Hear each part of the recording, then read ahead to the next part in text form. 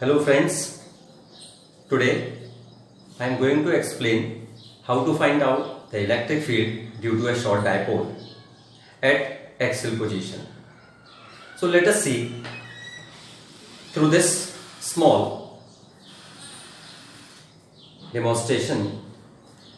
There is a charges which are equal in magnitude, and these charges are minus q and plus q, both equal in magnitude but opposite in nature.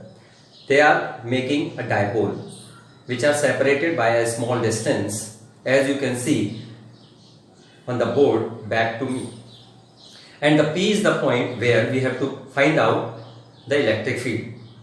Okay, so through this I want to explain minus q and plus q. This is making a short dipole, and P is the point where we have to calculate the electric field. This P point can be at any position. So how far we have taken in this condition? Here I have mentioned O is the midpoint, and from the midpoint, the point P where there is a test charge Q naught, where we have to calculate the electric field, it is R. So let me write it here. OP is equals to R, centimeter or unit away from the midpoint of the dipole, whereas the dipole length is the 2A.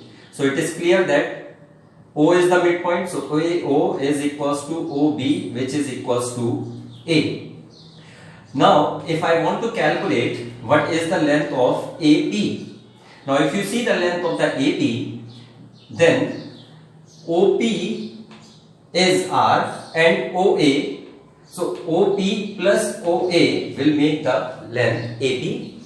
So OP plus OA, if you see here, you will get it R plus A. So this is AP, which you can mark from. So this is R plus A. Similarly, if I ask you to find out what is the length BP, so BP is equals to, again, OP. From O we have taken the point P, R unit, minus OB. So this gives R minus A. So what is this length? R minus A. So these are the certain dimensions which are to be mentioned while calculating the electric field at point P. Now what is the next? Next is to find out the direction of the electric field at point P due to these single charges minus q and plus q. So for that we have already taken here minus q is placed at A and plus q is placed at B.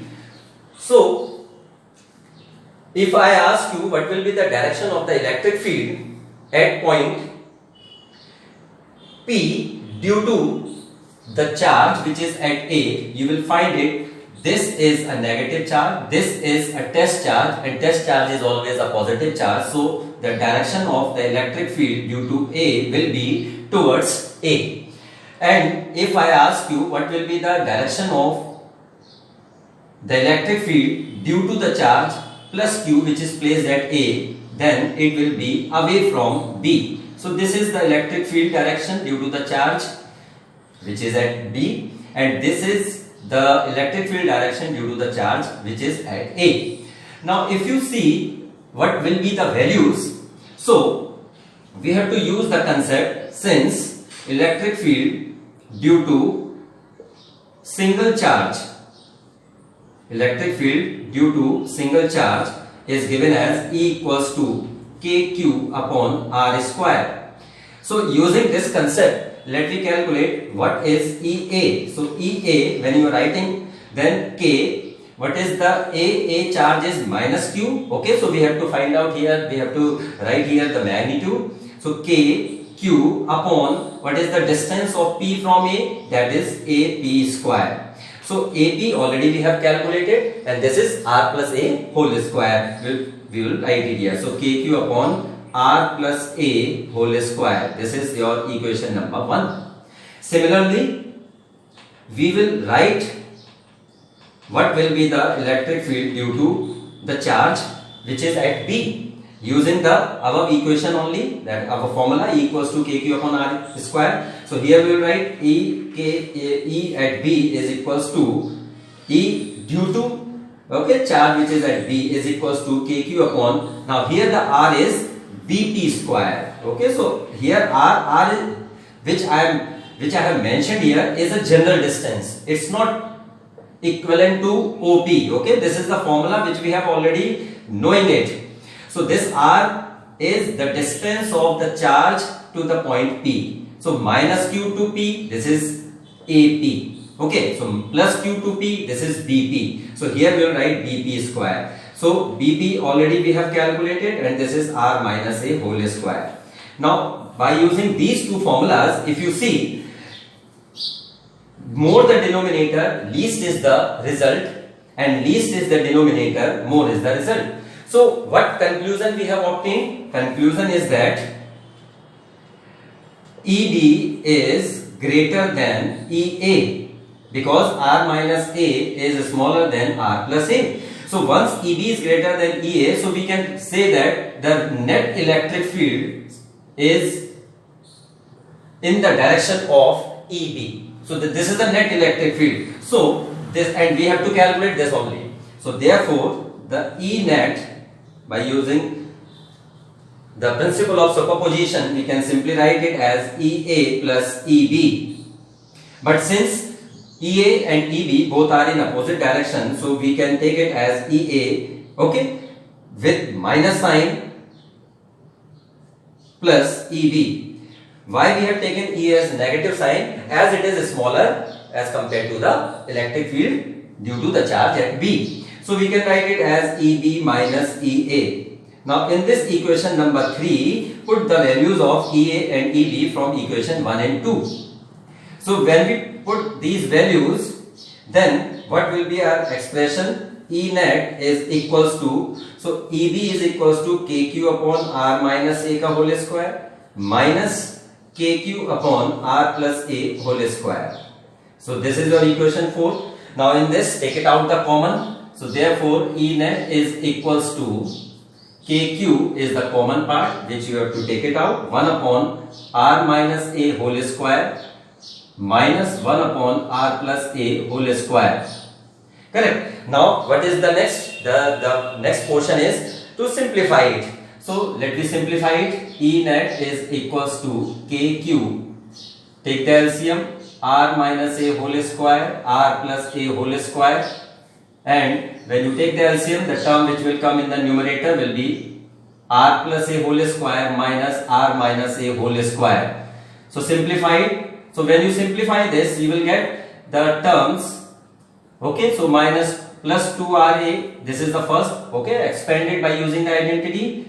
Minus R square plus A square minus 2RA upon, now in the denominator also you have to apply the identity, A minus B whole square, A plus B whole square. So this become R square minus A square whole square. So now see here, when you open the bracket, these terms will get cancelled. So the term which are left will be 2RA minus minus plus 2RA. So this gives you 4RA upon R square minus A square whole square. So this is the electric field, the net electric field. But in this we can further write it in terms of dipole moment. So how to write it in terms of dipole moment? K, Q, these are the terms, and here we will split the 4A as 2A and 2R.